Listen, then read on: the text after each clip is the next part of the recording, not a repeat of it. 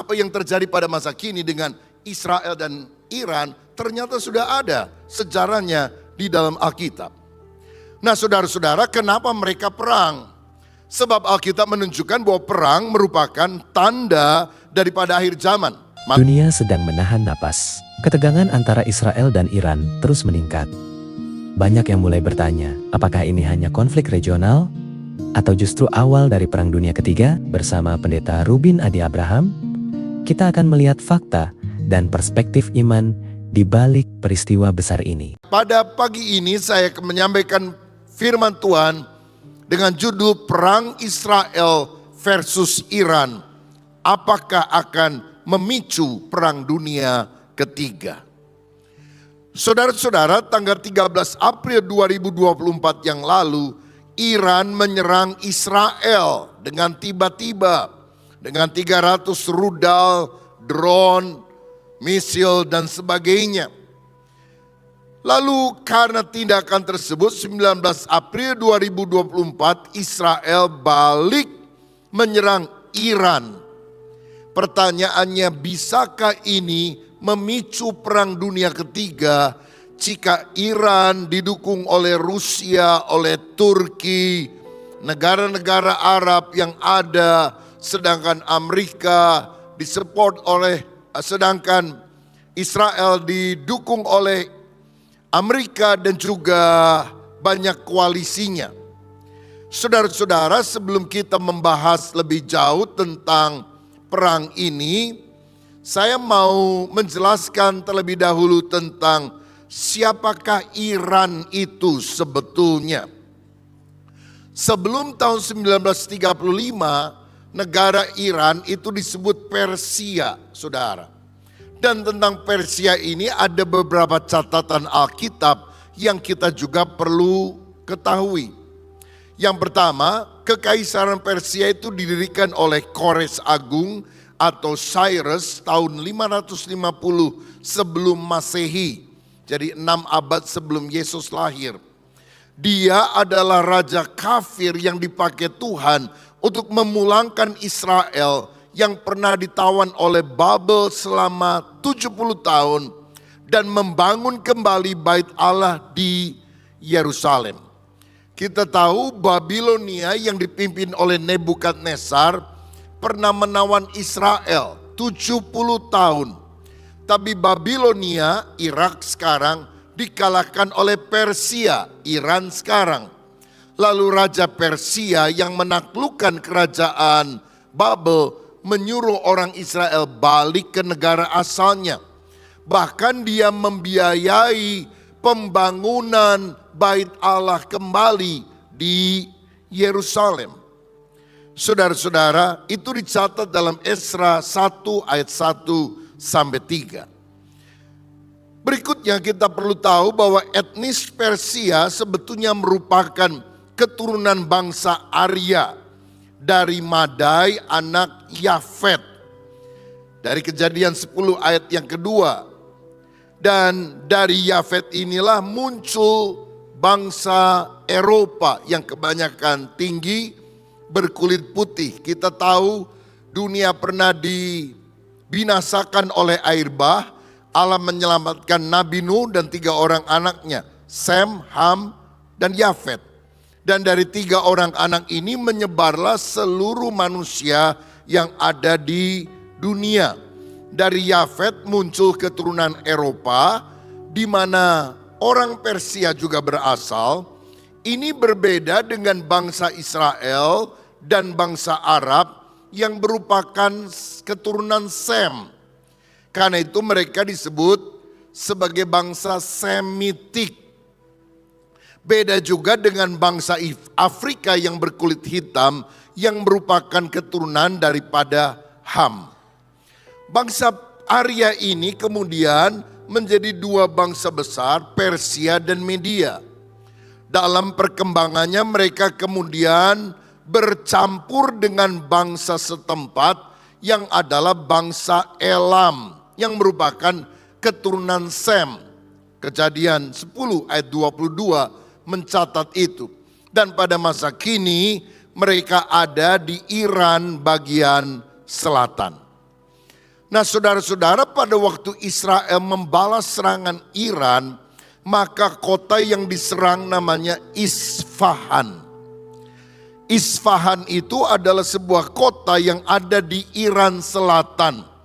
Kota dengan arsitektur indah, sudah beratus-ratus, beribu-ribu tahun ada di sana dan banyak dikunjungi oleh para turis. Jadi kota di Iran yang paling banyak pelancong datang adalah Isfahan ini. Jadi kenapa Isfahan bukan Teheran, ibu kota Iran yang diserang? Karena rupanya ini merupakan pusat pembuatan senjata, termasuk drone, nuklir, dan sebagainya. Menarik sekali, kota Isfahan pada abad ke-16 pernah menjadi ibu kota Persia. Kalau saudara lihat gambar di atas sebelah kanan, itu adalah lukisan wajah daripada Raja Cyrus Agung atau Kores. Ini diambil dari pahatan batu ukiran yang melukiskan wajah itu lalu digambar. Bagian tengah ini adalah kuburan yang ada di Iran yang merupakan kuburan Raja Kores. Dan yang ketiga, ini bukti sejarah luar biasa sekarang disimpan di British Museum di London, tentang prasasti bagaimana Raja Kores ini menyuruh orang-orang yang ditawan termasuk Israel kembali ke negara asalnya dan membangun kuil atau bait Allah dengan pembiayaan dari raja. Jadi saya percaya begini, orang yang katanya nggak kenal Tuhan, bangsa kafir, raja kafir, di tangan Tuhan bisa dipakai untuk mendatangkan berkat bagi orang percaya. Sebab bagi Allah tidak ada yang mustahil. Nah saudara-saudara, selanjutnya kita lihat, tadi kita tahu bahwa bangsa Persia ini campur dengan bangsa Elam yang tinggal di sana. Nah, Elam itu siapa? Elam ini adalah keturunan daripada Sem, anaknya Nuh. Lalu kemudian dia punya anak namanya Susan.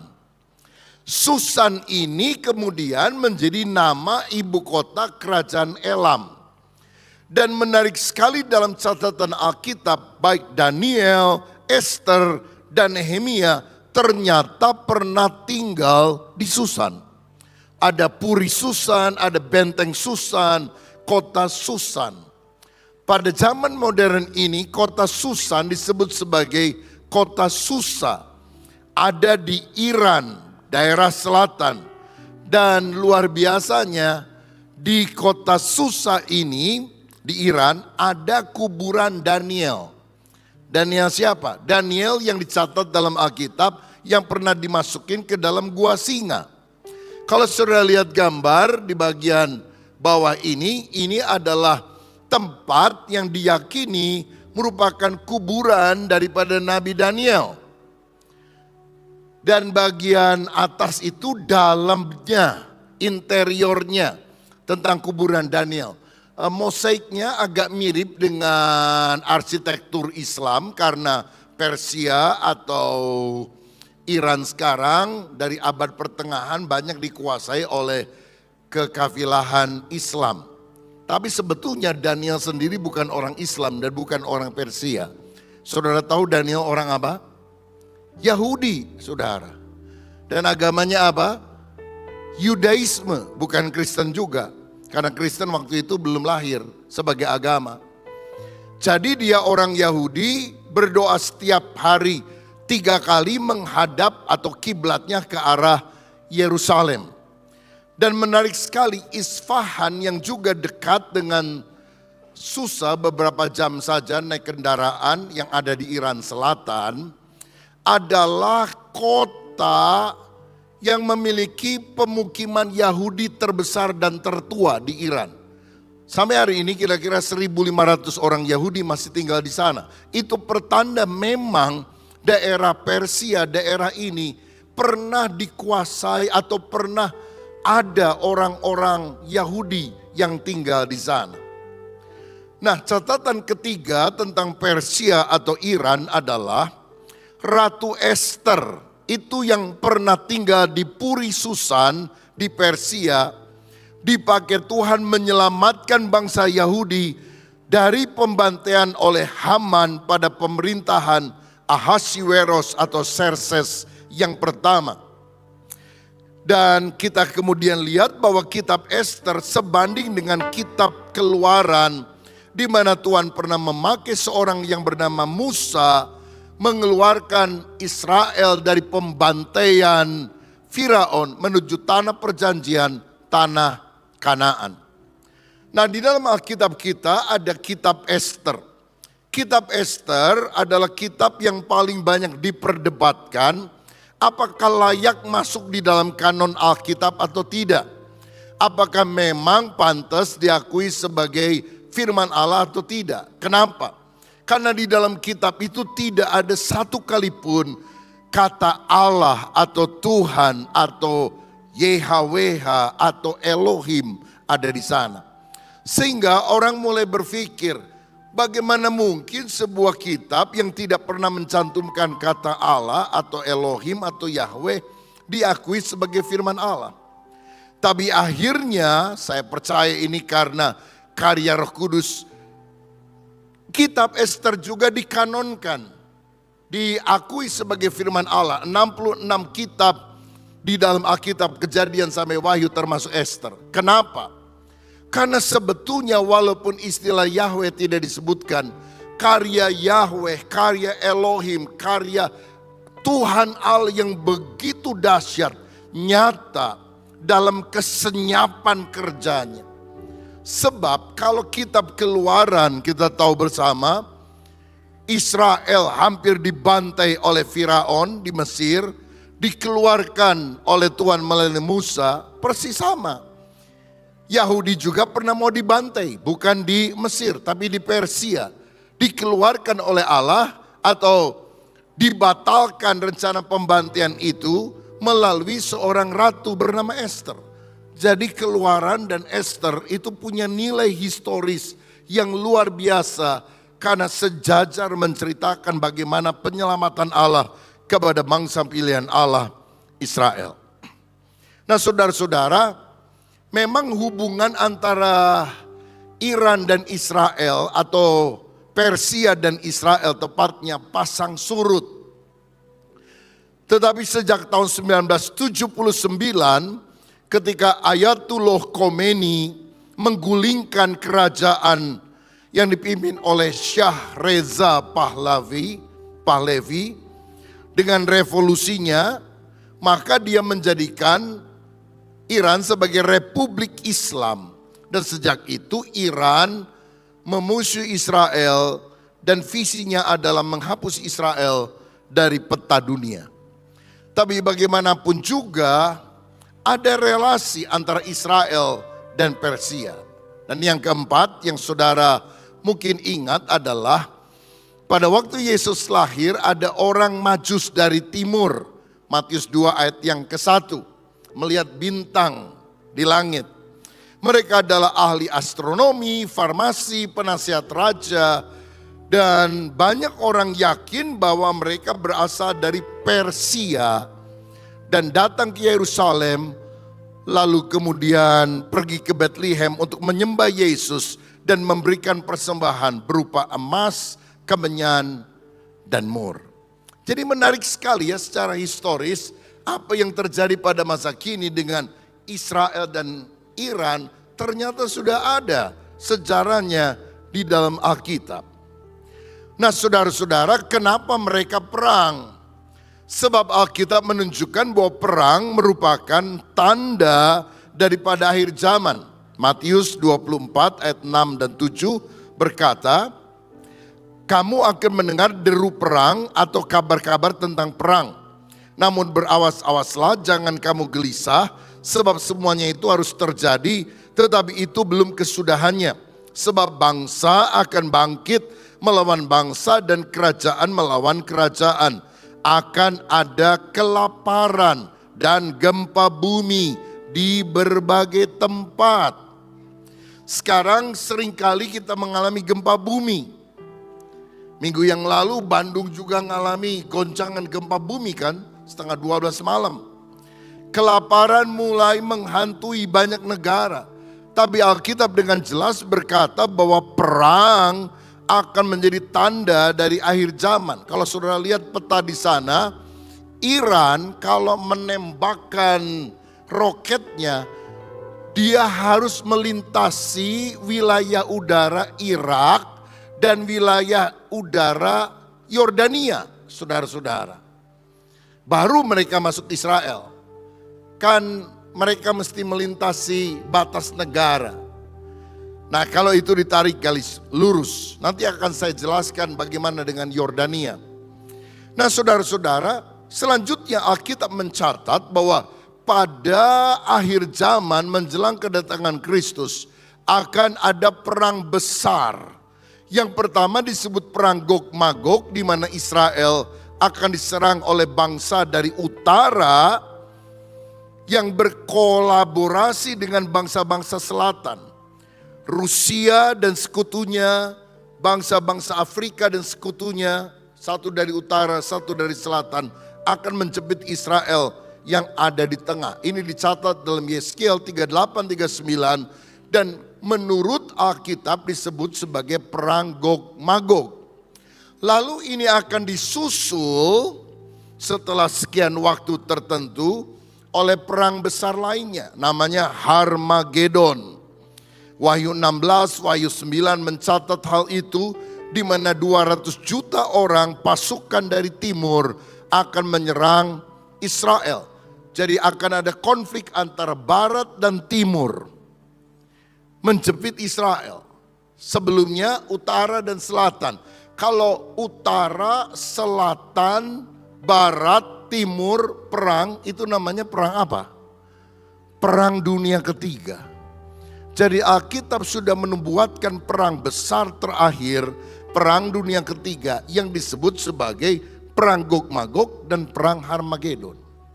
Apakah itu akan terjadi setelah perang Iran dan Israel ini? Kita berdoa supaya Tuhan masih memberikan masa anugerah sehingga lebih banyak orang-orang yang masih mendengar Injil dan bertobat sebelum perang-perang besar itu terjadi. Jadi kita berdoa buat perdamaian dunia. Saya tahu pada akhirnya akan ada perang besar. Tetapi pada masa hidup kita berdoalah supaya masa anugerah itu masih ada. Supaya ini tidak meledak langsung pada perang dunia ketiga. Nah, tapi saya akan jelaskan dua perang besar ini supaya saudara paham. Yang pertama saya jelaskan perang Gog Magog. Baca Yeskiel 38 ayat 1 sampai 6. Begini firman Tuhan. Yeskiel 38 ayat 1 sampai 6. Datanglah firman Tuhan kepadaku, hai anak manusia, tunjukkanlah mukamu kepada Gog di tanah Magog, yaitu Raja Agung negeri Meseh dan Tubal. Jadi kita lihat saudara, ada yang dijuluki Gog, tinggalnya di Magog, dia juga Raja Agung di Meseh dan Tubal. Nah, kata Raja Agung itu berasal dari kata Ibrani Ros. Dan Ros itu mengacu pada Rus atau Rusia. Jadi saudara, ada pemimpin Rusia yang akan menyerang Israel. Apakah Vladimir Putin? Saya nggak tahu saudara sekalian. Pokoknya Alkitab bilang ada Raja Agung dari Rusia akan menyerang Israel. Magog, Meseh dan juga Tubal itu nama negara-negara bekas Uni Soviet dulu. Seperti Kazakhstan, Uzbekistan, Azerbaijan dan sebagainya. Lalu dikatakan ayat yang ketiga, dan katakanlah beginilah firman Tuhan Allah, lihat aku akan menjadi lawanmu hai Gog, Raja Agung di negeri Meseh dan Tubal. Aku akan menarik engkau dengan mengenakan kelikir pada rahangmu dan membawa engkau keluar beserta seluruh tentaramu, yaitu pasukan berkuda, semuanya berpakaian lengkap, satu kumpulan orang banyak dengan perisai besar dan kecil, dan semua berpedang di tangannya. Jadi tangan Tuhan akan menarik mereka dengan kelikir semacam pengait, sehingga mereka keluar dari negaranya dan berperang melawan Israel. Lalu siapa yang merupakan koalisi atau sekutunya? Ayat 5. Orang Persia. Siapa itu Persia?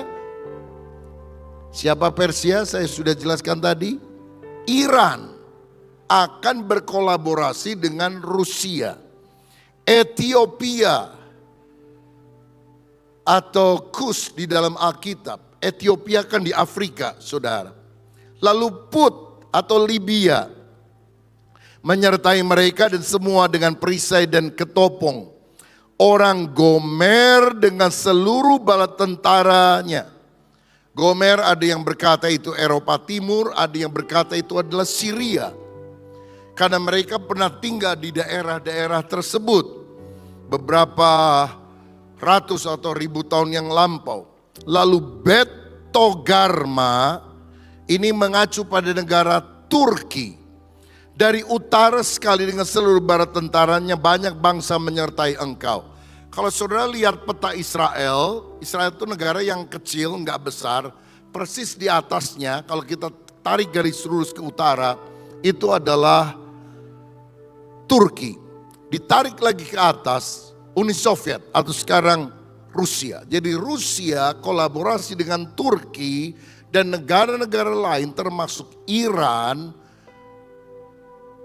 akan menyerang Israel. Nah saudara-saudara, menarik sekali Alkitab ternyata ribuan tahun yang lalu sudah ditulis dan mencatat siapa yang akan menyerang Israel, siapa yang akan berkoalisi dengan negara yang menyerang Israel itu. Tapi yang lebih hebat, Alkitab juga menunjukkan kepada kita negara mana di daerah itu yang tidak akan berkoalisi dengan Rusia. Saya bacakan Yeskiel 38 ayat 13. Dikatakan demikian. Negara Sheba dan Dedan beserta pembeli-pembeli barangnya. Negeri Tarsis beserta pedagang-pedagangnya akan berkata kepadamu, apakah engkau datang untuk merampas dan mengumpulkan sekutumu untuk menjara, untuk mengangkut perak dan emas, untuk melarikan ternak dan harta benda, dan untuk melakukan perampasan yang hebat sekali. Nah saudara, jadi menurut ayat ini ada 3 daerah yang tidak mau ikut serta untuk merampas harta kekayaan Israel. Namanya disebutkan Sheba, Dedan, Tarsis. Apa itu? Ternyata saudara-saudara, Sheba juga Dedan itu adalah daerah yang sekarang ini dikuasai atau merupakan tempat tinggal orang-orang atau negara-negara di Jazirah Arab. Jadi itu mengacu pada Arab Saudi, Uni Emirat Arab, dan beberapa negara yang lain. Indikasi bahwa negara Jazirah Arab, beberapa diantaranya seperti Arab Saudi, Uni Emirat Arab tidak mau menyerang Israel, terlihat karena mereka ini sudah memiliki perjanjian damai, hubungan diplomatik dengan Israel. Bahkan pada waktu Israel akan diserang oleh Iran, siapa yang membocorkan informasi kepada Israel bahwa mereka akan diserang? Yang membocorkan adalah intel dari Arab Saudi dan Uni Emirat Arab. Yang ibu kotanya Abu Dhabi, kota yang terkenal. Di sana juga adalah Dubai. Mereka ngomong juga kepada Amerika Serikat dan diberitahu, hati-hati loh, Iran akan menyerang kamu. Nah saudara-saudara, kalau mereka itu pro kepada Rusia, mereka tentu tidak akan memberitahukan hal ini. Saudara lihat di dalam CNBC Indonesia, saya cantumkan di sana gambarnya. Ramai negara Arab bantu Israel patahkan serangan Iran. Ini alasannya. Saudara-saudara, ini menarik sekali. Kalau Indonesia, banyak pemimpinnya mengutuk Israel, negara Arab bantuin Israel. Kan bingung saudara-saudara. Ya, sampai ada yang bilang apa Indonesia lebih Arab dari Arab. Karena Arab tidak menyerang Israel. Dan kenapa hal itu terjadi? Ini nih, Alkitab yang sudah ribuan tahun dicatat, mencantumkan hal itu. Luar biasa ya, kalau kita baca Alkitab begitu aja, kita nggak akan ngerti. Tapi kalau kita membaca, studi, minta Roh Kudus mencerahkan, Alkitab adalah buku yang sudah memberitahukan pada masa lalu apa yang akan terjadi masa kini, bahkan pada masa yang akan datang.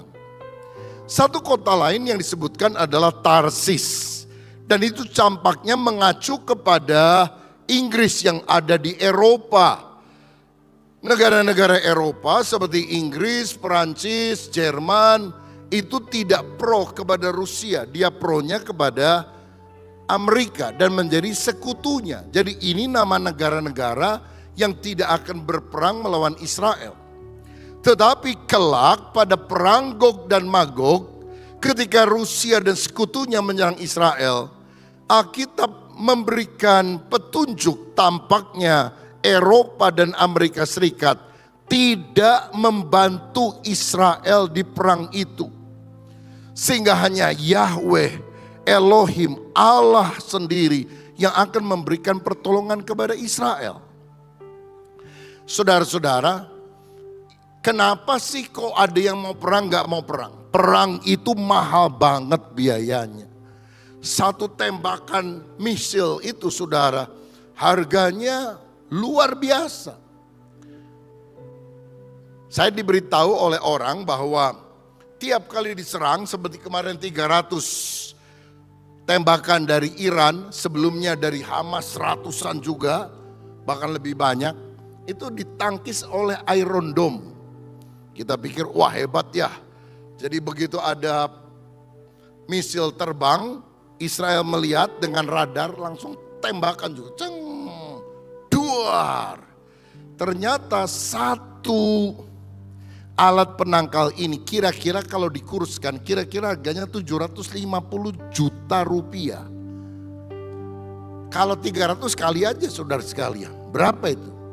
Makanya Israel juga milih-milih. Kalau jatuhnya itu kira-kira di padang pasir biarinlah, di tempat kosong ya biarinlah. Tapi kalau di daerah yang sangat berbahaya mereka berusaha untuk menghabiskan di udara. Karena ini berkaitan dengan biaya. Nah saya berdoa supaya Iran dan Israel tidak berkepanjangan. Kenapa? Iran itu juga inflasi sedang besar-besaran terjadi. Israel juga gara-gara perang Hamas yang belum selesai ini kan keuangannya tersedot saudara sekalian. Amerika aja mau bangkrut ini ekonominya. Rusia juga gara-gara perang sama Ukraina ekonominya tidak baik-baik saja. Ya mudah-mudahan karena faktor ekonomi ini kagak jadi perang lah. Ya asal jangan ada yang panas-panasin lalu emosi begitu. Tidak jadi perangnya supaya apa? Supaya ada masa keamanan, Injil masih bisa diberitakan, orang-orang masih diselamatkan karena bertobat percaya kepada Tuhan Yesus Kristus. Haleluya. Next slide. Saudara, kita lihat satu berita yang menarik juga di atas sana. Saudara lihat. Dari CNN Indonesia, kenapa Yordania membela Israel dan menembak jatuh rudal drone dari Iran. Lah ini mengagetkan saudara, karena ternyata Yordania itu menembak jatuh rudal yang dari Iran ketika melintasi wilayah udara negaranya. Sampai Iran juga marah, ngapain lu ikut-ikut? Nah, dia bilang, kamu lewat wilayah udara kami, lah kalau nggak sampai letoy itu rudalnya kan meledaknya di sini, ditembak aja saudara-saudara. Nah tetapi kenapa Yordania tidak membantu pasukan Rusia? Itu sudah ada nubuatannya di Alkitab. Alkitab ini lengkap luar biasa. Karena Alkitab menunjukkan bahwa negara Yordania modern ini merupakan negara keturunan Edom atau Esau. Saudara ingat, Abraham punya anak namanya Ishak. Ishak punya anak namanya Yakub dan Esau. Yakub melahirkan Israel, Esau itu melahirkan keturunan yang sekarang ini merupakan cikal bakal dari orang-orang Yordania. Lalu di Yordania sekarang ini tinggal juga bangsa keturunan Moab dan Amon. Siapa itu Moab dan Amon? Saudara ingat gak? Abraham waktu keluar dari Ur Kasdi membawa ponakannya namanya Lot. Lalu kemudian tinggal di Sodom dan Gomora. Dihancurkan oleh Tuhan. Istri Lot mati jadi tiang garam. Jadi yang selamat cuma Lot dan 2 orang anak gadisnya. Tinggal di pegunungan, gak ada orang sama sekali. Lalu anak-anaknya bilang, waduh kita bisa punah nih, gak ada laki-laki sama sekali di sini. Lalu adik kakak mulai ngomong, kita bikin mabok aja bapak kita. Lalu kita bersetubuh dengan dia supaya kita punya keturunan. Jadi dalam kondisi mabok, Lot itu bersetubuh dengan kedua orang anaknya. Punya anak lagi namanya Amon dan Moab. Jadi Amon dan Moab anaknya Lot, tapi juga cucunya Lot. Jadi Amon dan Moab bisa panggil papa kepada Lot, tapi bisa panggil engkong atau eyang atau kakek kepada Lot. Saudara, Alkitab adalah buku yang jujur yang menceritakan juga tentang perbuatan tidak bermoral dari tokoh-tokoh yang dicatat di dalamnya. Tapi yang jelas Yordania adalah negara yang dulu keturunan Edom, Esau, Moab, dan Amon. Dalam Mazmur 60 ayat yang ke-10, Alkitab menubuatkan di dalam kitab Mazmur bahwa Moab akan menjadi tempat pembasuhanku. Moab ialah tempat pembasuhanku, kepada Edom aku melemparkan kasutku, karena Filistea aku bersorak-sorai. Saudara tahu, orang Yahudi punya kebiasaan kalau mau masuk rumah, dari perjalanan mereka akan copot kasutnya, lalu kemudian ada budak yang menyiramkan air membersihkan kakinya. Jadi kalau dikatakan tempat pembasuhan kaki, tempat kasut dilemparkan, itu berarti bicara tentang seorang hamba yang akan melayani tuannya. Dengan peristiwa ini seakan-akan Yordania itu melayani atau menolong umat pilihan Allah, yaitu Israel. Karena itu dia menembak jatuh rudal-rudal yang berasal dari Iran. Memang pasti mereka tidak mau dikaitkan dengan ayat ini. Tapi Alkitab sudah menunjukkan, ada ayat lain saudara, klik. Yang berkata demikian. Wahyu 12 ayat yang ke-14. Menurut ayat ini, Antikristus nanti akan muncul pada akhir zaman dan akan memburu seorang perempuan yang merupakan gambaran daripada Israel. Dan Israel ini akan dipelihara selama 3,5 tahun di padang gurun. Boleh dimunculkan Wahyu 12 ayat yang ke-14 di screen. Wahyu 12 ayat 14. Kepada perempuan itu, Israel, diberikan kedua sayap dari burung nasar yang besar, supaya ia terbang ke tempatnya di padang gurun, di mana dia dipelihara jauh dari tempat ular itu, dari iblis si antikris, selama 1 masa dan 2 masa dan setengah masa, artinya 3,5 tahun. Terbang dengan sayap burung nasar. Nah, Wahyu kan ditulis oleh Yohanes waktu dapat penglihatan di Pulau Patmos. Dia belum tahu ada pesawat terbang. Jadi dia pikir burung gede apa ini ya membawa terbang. Ini orang Israel. Sekarang mah pesawat udara, saudara. Kita akan tahu itu. Dibawa kemana? Ke negara non-Israel tentunya. Karena diselamatkan dari negara itu. Kemana? Ke satu negara yang juga ada padang gurunnya. Mereka akan tinggal setengah tahun di sana. Dan Yordania merupakan salah satu negara yang juga ada padang gurunnya. Selain Arab Saudi dan sebagainya. Sehingga beberapa penafsir berkata kemungkinan tempat itu adalah Petra yang ada di Yordania. Saudara, bangunan ini adalah ukiran yang ada di Petra. Tolong gambarnya dimunculkan. Ukiran yang ada di Petra. Dan itu adalah gunung batu yang dipahat oleh keturunan Esau. Dan diperkirakan itu akan menjadi tempat di mana Israel akan bersembunyi di sana 3,5 tahun. Kalau saya baca lebih jauh dalam Daniel 11 ayat 40, firman Tuhan juga berkata demikian. Daniel 11 ayat 40 dan 41.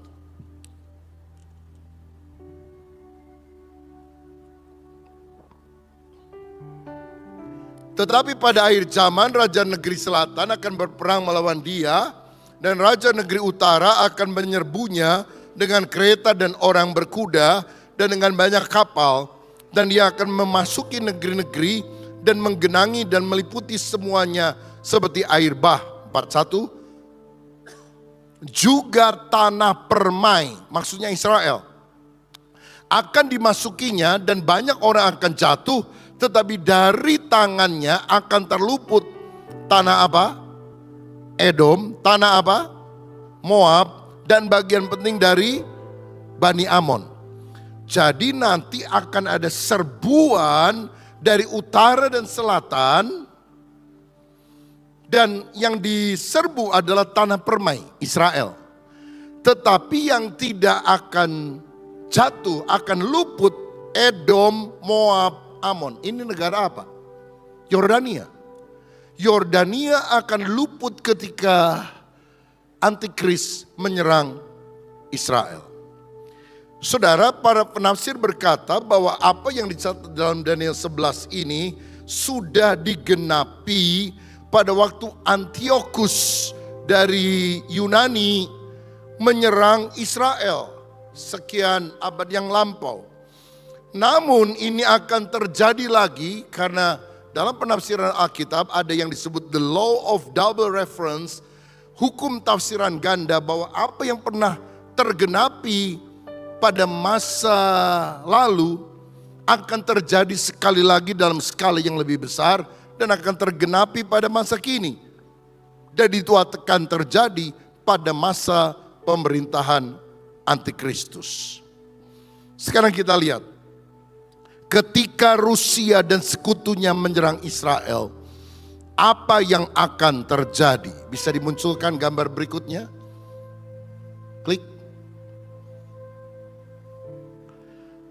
Saudara lihat. Tribunnews.com. Rusia bantu Iran, Israel akan runtuh. Tribun juga, China dan Rusia bantu Iran, Israel membara, artinya terbakar habis. Karena secara nalar logika manusia memang bakal habis. Saudara, gimana bisa kalau Iran dibantu Rusia, apalagi dibantu Cina? Habis nih Israel. Karena mereka dijepit. Tetapi Alkitab menunjukkan di dalam Yesaya 39, nanti saudara baca sendiri ayatnya, Yesaya 38 lengkap, Yesaya 39 lengkap. Tuhan akan menghukum Gog. Yesaya 39 ayat 6. Kedua, mayat mereka akan dikubur 7 bulan. Ayat 11 dan 12. Yang ketiga, senjata Gog akan dibakar selama 7 tahun. Ayat 9. Jadi tiba-tiba Tuhan berperang ganti Israel. Dan semua yang datang menyerang Israel dari Rusia, dari utara dan dari selatan akan mati dikubur 7 bulan. Ini jumlah yang sangat besar. Kalau untuk menguburkan orang saja perlu 7 bulan. Dan senjata mereka akan dibakar 7 tahun baru habis. Nah, Israel akan menang bukan karena persenjatanya yang hebat, juga bukan karena Amerika atau Eropa membantu mereka, tapi Yahweh, Tuhan yang akan menolong Israel. Itu yang dicatat di dalam Alkitab. Jadi begini, saudara mau percaya kepada analis perang zaman ini yang memunculkan di media massa, atau saudara mau pegang firman? Saya pegang firman. Walaupun secara logika nggak masuk akal, Israel kecil itu bakal menang. Alkitab sudah menubuatkan Tuhan yang akan menolong mereka. Israel itu kalau perang bukannya nggak pernah kalah. Saudara, di Alkitab juga beberapa kali di zaman hakim-hakim mereka kalah tuh perang. Tapi kenapa kali ini atau yang akan datang mereka nggak akan kalah? Karena Tuhan yang akan menopang mereka. Walaupun pada waktu itu, pada waktu mereka diserbu dan sangat panik karena menurut persenjataan sulit untuk bisa bertahan, Tuhan menolong mereka dan waktu itu akan terjadi pertobatan 144.000 orang Israel yang dicatat dalam Wahyu 7. 12.000 kali 12 suku. 144.000 orang Yahudi bertobat. Ada yang mengartikan huruf ya, benar-benar 144.000. Saya lebih mengartikan simbolis. Tidak harus 144.000 dalam hitungan exactly, tetapi merupakan seluruh orang yang akan diselamatkan oleh Allah dari Israel, akan bertobat, percaya bahwa Mesias itu namanya adalah Yesus. Ini bangsa Israel itu bukan Kristen loh saudara.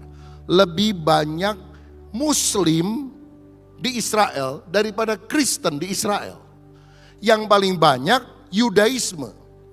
Karena nabi yang paling hebat menurut mereka bukan Isa, tapi Musa. Tapi setelah dihajar dengan keras, mereka percaya bahwa Yesus adalah juru selamat. Dan Alkitab berkata kalau sisa Israel diselamatkan, itu tandanya gak lama lagi Yesus akan datang.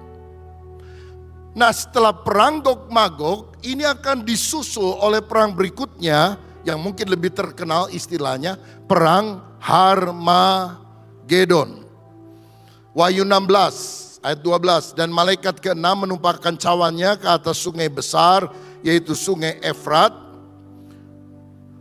Lalu keringlah airnya supaya siaplah jalan bagi raja-raja yang datang dari sebelah timur. Selanjutnya ayat yang ke-16. Lalu ia mengumpulkan mereka di tempat yang dalam bahasa Ibrani disebut Harmagedon. Saudara-saudara, jadi perang Harmagedon ini pasukan dari timur akan menyerang. Dan kalau saudara lihat gambar di depan, ini diambil dari Gunung Karmel. Kita bisa melihat ada lembah datar dan ini adalah lembah Yizreel, lembah Yosafat menurut istilah Alkitab, tapi ini dikenal juga dengan Harmagedon. Dan perang ini, Harmagedon, akan diawali oleh pemerintahan antikris selama 7 tahun, Daniel 9 ayat 27. Lalu Israel akan diserang oleh bangsa dari timur 200 juta orang. Pasti China ikut saudara. Sebab gak mungkin ada negara bisa kirim pasukan 200 juta kalau China gak ikut. Kalau China ikut mungkin Korea Utara, Kim Jong-un ikut juga saudara. Indonesia gimana? Ini kurang jelas karena dari dulu kan Indonesia non-blok begitu saudara. Jadi kan gak jelas ya. Indonesia itu bukan negara agama tapi juga bukan negara sekuler. Bukan agama, bukan sekuler. Karena itu ada yang bilang Indonesia negara bukan-bukan katanya. Bukan agama, bukan sekuler. Jadi negara Indonesia non-blok. Kita nggak tahu peta politiknya kemana. Nggak dicatat di dalam Alkitab. Tetapi perang Harmagedon ini akan berakhir pada waktu Yesus datang kembali. Wahyu pasal 19. Di mana antikris akan ditangkap dan dilemparkan masuk ke neraka Gehenna yang adalah lautan api. Nah, waktu Yesus datang untuk kali kedua, dia akan mendirikan kerajaan 1000 tahun damai di bumi ini. Yesus akan mendarat di Bukit Zaitun, Zakaria 14 ayat 4. Dia akan menggenapi janjinya kepada Abraham tentang tanah perjanjian. Kejadian 15 ayat 18. Di mana wilayah Israel dari sungai Mesir, Nil, sampai ke sungai Efrat yang ada di Iran. Jadi saudara perhatikan, Israel itu kan kecil, tapi nanti akan diperbesar ketika kerajaan 1000 tahun. Dan Allah pernah janji kepada Daud tentang raja kekal yang tahtanya kokoh selama-lamanya. Dalam 2 Samuel 7 ayat 16. Siapa keturunan Daud yang akan jadi raja kekal? Pasti bukan Salomo karena dia mati. Pasti bukan anaknya Salomo. Siapa yang disebut sebagai anak Daud? Yesus anak Daud, Kristus anak Daud. Ini janji mesianik bahwa satu kali dari keturunan Daud ada yang akan memerintah kekal selama-lamanya, namanya Yesus. Dan dia akan memerintah di Yerusalem yang ada di Palestina sekarang. Nah, jadi saudara sekalian, kerajaan 1000 tahun milenium itu ada di bumi. Ibu kotanya Yerusalem yang sekarang ada di Israel, di Palestina.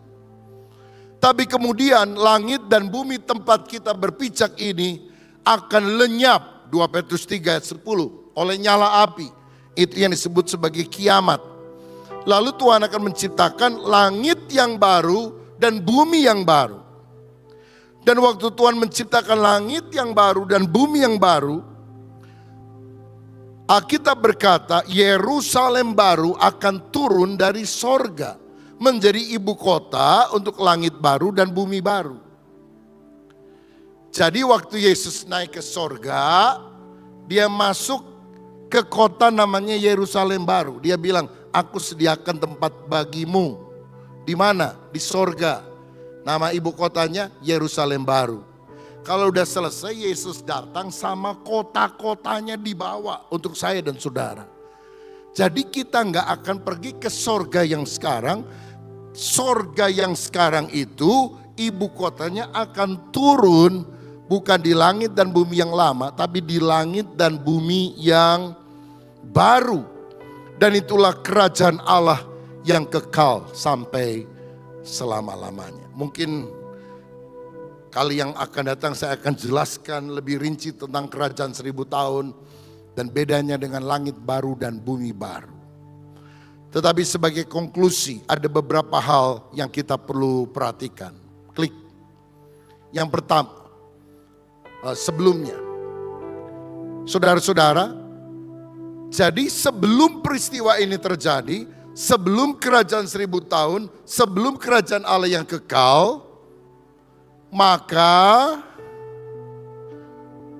akan terjadi satu peristiwa yang penting, namanya pengangkatan orang percaya. Apakah itu terjadi sebelum Gog Magog dan Harmagedon, ataukah di tengah masa itu atau setelah masa itu, kita tidak tahu. Tafsiran bisa berbeda-beda, tapi pengangkatan orang percaya bisa datang. Dan saya berharap pengangkatan itu terjadi sebelum perang besar itu muncul, saudara-saudara. Sebelum antikristus memerintah selama 7 tahun. Lihat ayatnya. Dalam 1 Tesalonika 4 ayat 16-17. Sebab pada waktu tanda diberi, pada waktu penghulu malaikat berseru, dan sangkakala Allah berbunyi, maka Tuhan sendiri akan turun dari sorga, dan mereka yang mati dalam Kristus akan lebih dahulu bangkit. Sesudah itu kita yang hidup yang masih tinggal akan diangkat bersama-sama mereka dalam awan menyongsong Tuhan di angkasa. Demikianlah kita akan selama-lamanya bersama-sama dengan Tuhan. Jadi gini, waduh takut perang. Waduh ada Gog Magog, ada Harmagedon. Gimana ya saya? Kalau saudara percaya Yesus, yang saudara nanti-nantikan bukan perang. Yang saudara nanti-nantikan bukan antikristus. Yang saudara nanti-nantikan yang lebih dekat datang untuk kita adalah kita akan diangkat ke sorga bersama-sama dengan Yesus. Karena itu mari kita hidup sungguh-sungguh. Nanti Yesus datang 2 tahap. Tahap pertama cuma menampakkan diri di awan-awan. Kita diangkat ke sana, ke angkasa. Orang mati dalam Kristus bangkit, dapat tubuh kebangkitan. Orang yang masih hidup gak akan mati, diangkat. Lalu kita di angkasa nyanyi, ada pertemuan di udara, pertemuan yang manis. Bisa lagunya? Kalau nggak bisa belajar dulu. Nanti udah diangkat, nggak bisa lagunya diturunin, saudara-saudara. Nah jadi kita bersyukur karena Tuhan menjanjikan adanya pengangkatan orang percaya. Sehingga kita harus berjaga-jaga. Konklusinya, respon kita. Pertama, pahami nubuatan akhir zaman yang sudah dan belum digenapi. Sehingga kita yakin keakuratan Alkitab dan tidak diombang-ambingkan pengajaran palsu. Ayo banyak belajar Alkitab. Sehingga firman Tuhan itu disingkapkan bagi kita. Dengar banyak khotbah. Kalau saudara mau lebih dalam, masuk kuliah STT Karisma Bandung. Ada program eksekutif, ada program masternya juga. Ada yang S1, ada yang S2. Saudara-saudara, supaya kita lebih paham firman. Kedua, persiapkan diri karena kedatangan Tuhan sudah semakin dekat. Tinggalkan perkara duniawi, hidup berjaga-jaga seperti 5 gadis bijaksana yang menyiapkan minyak dan pelita. Hiduplah penuh dengan Roh Kudus.